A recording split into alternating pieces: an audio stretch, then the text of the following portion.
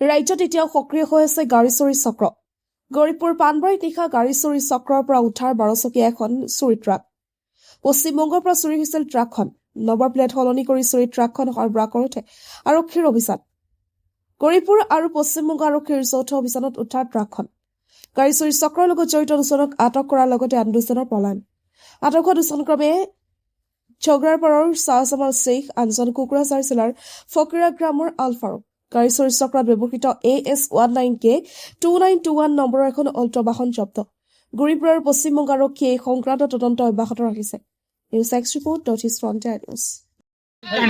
গাড়ীখন আনবে কল মোক এডি থৈ দিওঁ ছাৰ গাড়ীখন আনি মোক এডি থুয়ে তুই যাব তো 500 টাকা দি মানে মোক খালি কল খালি মানে খালি কি নাম তোর? মোৰ নাম শাহজামাল ভাই। কত মোৰ ঘৰ ঝগড়া পাৰ মই বাত তোৰ নাম?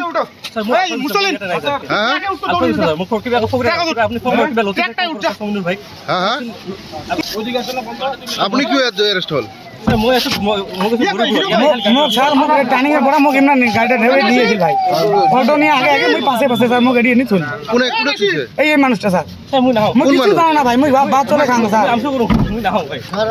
খবর পালো যে এই নামাত আমার এই ৰঙামাটি পাৰ্ট 3 এই টাৰ্ণিংখনতে মানে এটা 10 চাকা গাড়ী ধৰিলে বেংগলোৰ পুলিচ আহি আমাৰ ল'ৰাবিলাকে ফোন কৰিলে যে এটা গাড়ী চুৰি গাড়ী ধৰা পৰিছে।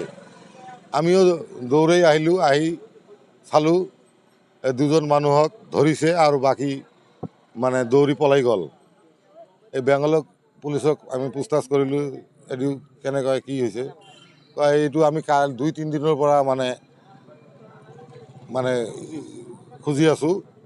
আজি আহি এই পাণবাৰীৰ টাউনখনতে আহি ধৰা পৰিল। এজন ল'ৰা হ'ল ফকিৰা গ্ৰামৰ আৰু এজন ল'ৰা হ'ল মানে ধুবুৰী ঝগৰাপাৰৰ। এনেকুৱা আমি মানে ল'ৰাজনক সুধিলোঁ, সিয়ে ক'ল আৰু সেইটোৱে ক'ল আৰু এই গৌৰীপুৰৰ থানাৰ ষ্টাফ আহি মানে এইটো কেছ ধৰি লৈ গ'ল।